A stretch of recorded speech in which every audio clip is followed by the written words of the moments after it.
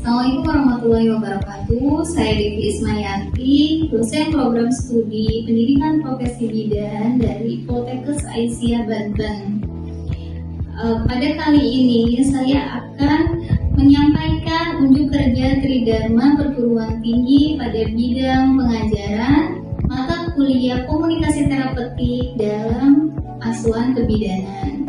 Mata kuliah komunikasi terapeutik dalam asuhan kebidanan adalah mata kuliah wajib di semester 5 dengan bobot 2 SKS. Deskripsi mata kuliah komunikasi terapeutik dalam asuhan kebidanan adalah mata kuliah ini memberikan kesempatan bagi mahasiswa untuk menguraikan dan melakukan komunikasi terapeutik dalam kebidanan sepanjang siklus kehidupan wanita. Capaian pembelajaran mata kuliah diantaranya mahasiswa mampu menjelaskan tentang pengantar komunikasi terapeutik, mahasiswa mampu menjelaskan komunikasi dan hubungan terapeutik dalam praktik kebidanan, mampu menguraikan tentang penerapan komunikasi terapeutik pada bayi dan anak, mampu menguraikan tentang penerapan komunikasi terapeutik pada remaja, mampu menjelaskan penerapan komunikasi pada dewasa, mampu menjelaskan penerapan komunikasi pada lansia, mampu menjelaskan penerapan komunikasi pada keluarga dan kelompok, mampu menerapkan komunikasi terapeutik pada gizi sepanjang siklus kehidupan wanita. Pembelajaran mata kuliah komunikasi terapeutik dalam asuhan kebidanan terdiri dari 16 pertemuan, 14 pertemuan pembelajaran, lalu 2 pertemuan untuk ujian, terdiri dari UTS dan UAS.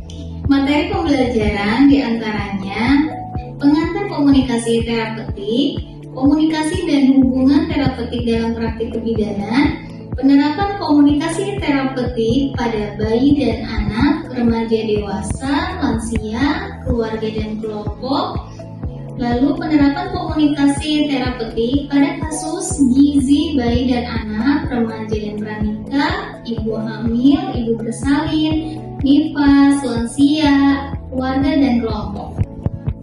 Sumber pustaka yang digunakan terdiri dari buku, jurnal, dan penelitian dosen. Salah satu jurnal yang menjadi sumber pustaka adalah Perbandingan Efektivitas Metode Demonstrasi dengan Video Based Learning pada pengetahuan remaja putri terhadap anemia, yang merupakan jurnal Sinta 4 dari penelitian yang telah saya lakukan. Untuk selanjutnya akan dipaparkan video singkat proses pembelajaran mata kuliah komunikasi terapeutik dalam asuhan kebidanan. Selamat menyaksikan. Assalamualaikum warahmatullahi wabarakatuh. Waalaikumsalam warahmatullahi wabarakatuh. Baik, hari ini kita di pertemuan pertama untuk mata kuliah komunikasi terapeutik dalam praktik kebidanan. Ya, sebelum memulai pembelajaran, ada baiknya kita untuk berdoa terlebih dahulu. Silakan berdoa menurut kepercayaannya masing-masing.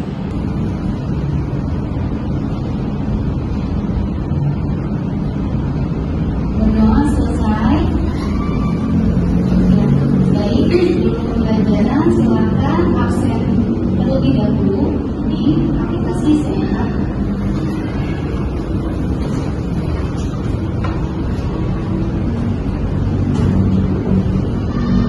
Baik, sudah selesai. Baik, anak-anak, hari ini Ibu akan memberikan materi mengenai pengantar komunikasi terapeutik.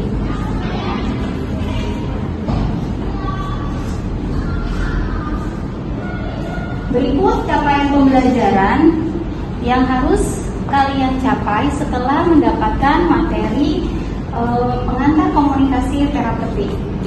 Yang pertama, ketepatan menjelaskan pengertian komunikasi, ketepatan menjelaskan tujuan komunikasi, ketepatan menjelaskan elemen komunikasi, ketepatan menjelaskan bentuk komunikasi, ketepatan menjelaskan pengertian komunikasi terapeutik,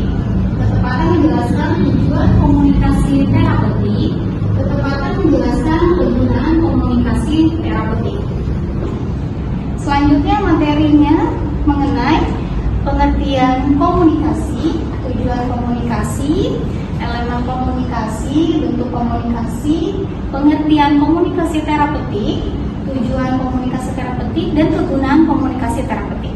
Ibu ingin bertanya, di sini apakah ada yang memiliki pendapat mengenai apa itu komunikasi? Saya Bu. Ya, Afifah? Komunikasi adalah suatu penerimaan, penyampaian, dan pertukaran suatu ide, gagasan, informasi, dan juga berita. Ya, bagus sekali ya. Jawabannya sudah bagus ya, Afifah. Mari kita bahas apa itu komunikasi. Ya, jadi komunikasi adalah tadi yang sudah diterangkan oleh Afifah itu sudah mencakup dari pengertian komunikasi, yaitu proses pertukaran, penyampaian, penerimaan berita, gagasan, ide, informasi. Ya, ada dari bahasa Latin bahwa komunikasi itu dari bahasa Latinnya communicare, ya, communication, alat yang berhubungan dengan sistem penyampaian dan penerimaan berita. Selanjutnya, apa itu tujuan komunikasi? Yang pertama, menyampaikan ide, mempengaruhi orang lain, mengubah perilaku orang lain, memberikan pendidikan, memahami ide orang lain. Selanjutnya, apa aja elemen komunikasi? Di sini ada komunikator, ya, pesan, komunikan, lalu ada interaksi antara komunikator dengan komunikan. Jadi interaksi ini komunikator memberikan pesan kepada komunikan, lalu komunikan memberikan umpan balik. Selanjutnya ada beberapa bentuk komunikasi. Yang pertama, komunikasi intrapersonal, komunikasi interpersonal, komunikasi kelompok, komunikasi massa. Jadi ada 4 bentuk komunikasi. Ya, komunikasi intrapersonal, komunikasi interpersonal, komunikasi kelompok, dan komunikasi massa. Ya, baik. Lalu ada komunikasi interpersonal. Ya, seperti katanya inter itu berarti keluar. Jadi ini komunikasi antar dua orang minimal, ya. Minimal terjadi interpersonal itu ada 2 orang. Nah, di sini unsur-unsurnya itu ada sumber informasi. Jadi ada sumber informasi ini orang yang menyampaikan pesan, ya, ada pesan yang disampaikan. Lalu ada yang menerima pesan, gitu.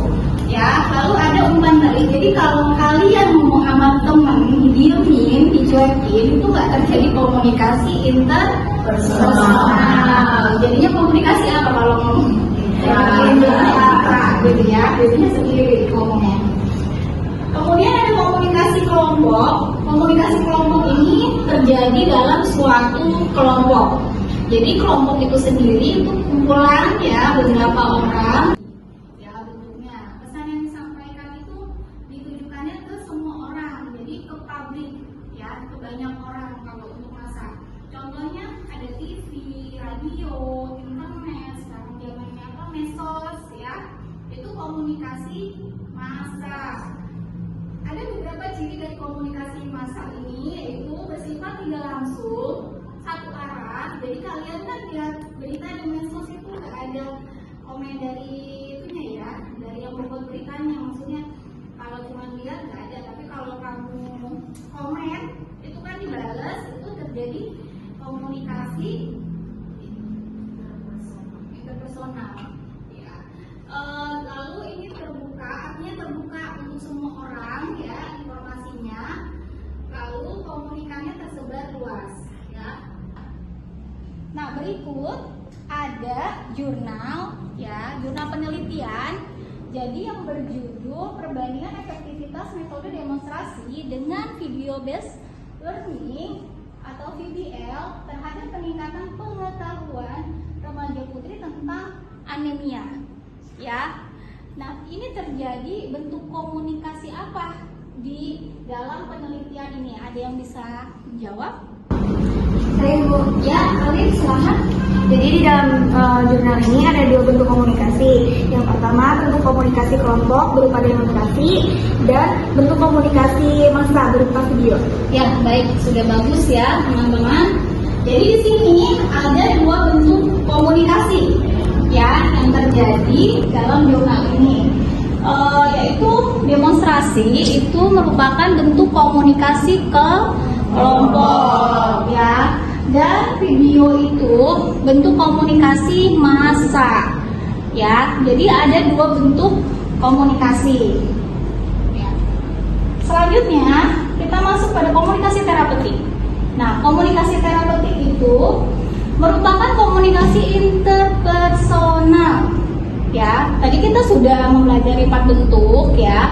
Nah, komunikasi terapeutik ini termasuk pada bentuk komunikasi interpersonal ya. Jadi komunikasi interpersonal yang terjadi itu antara tenaga kesehatan dengan klien atau pasien. Ini ya, dilakukan secara sadar ketika tenaga kesehatan dan klien saling mempengaruhi, memperoleh pengalaman bersama. Jadi tujuannya untuk mengatasi masalah. Kalau komunikasi terapeutik itu ada tujuan, yaitu mengatasi masalah klien sehingga tercapainya suatu kesembuhan.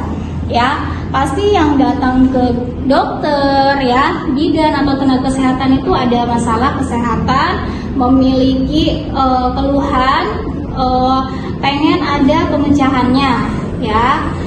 Maka dilakukan komunikasi terapeutik.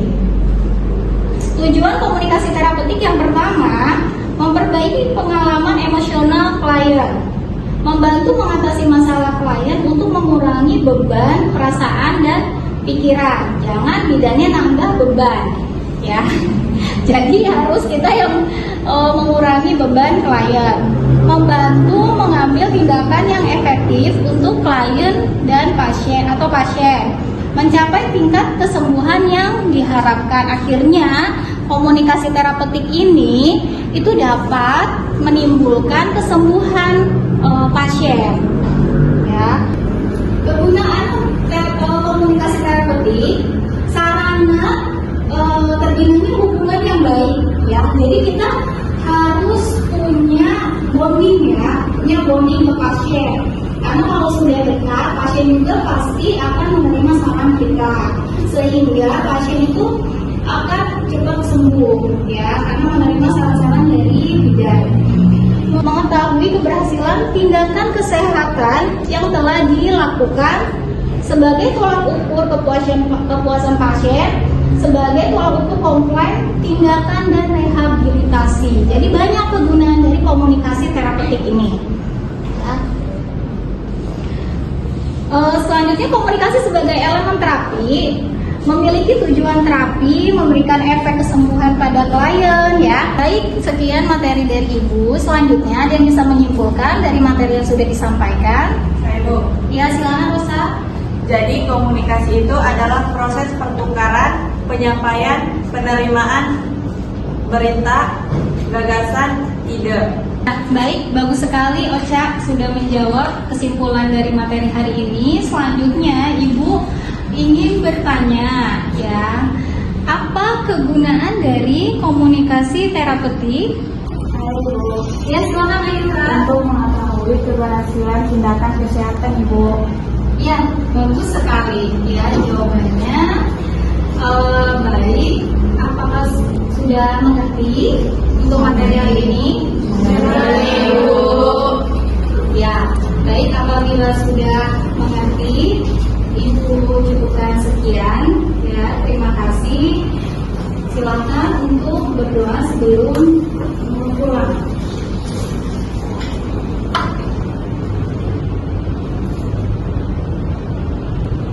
Ya, berdoa selesai. Terima kasih, semoga bermanfaat. Assalamualaikum warahmatullahi wabarakatuh. Waalaikumsalam warahmatullahi wabarakatuh. Sekian video pembelajaran dari saya. Terima kasih telah menyaksikan. Wassalamualaikum warahmatullahi wabarakatuh.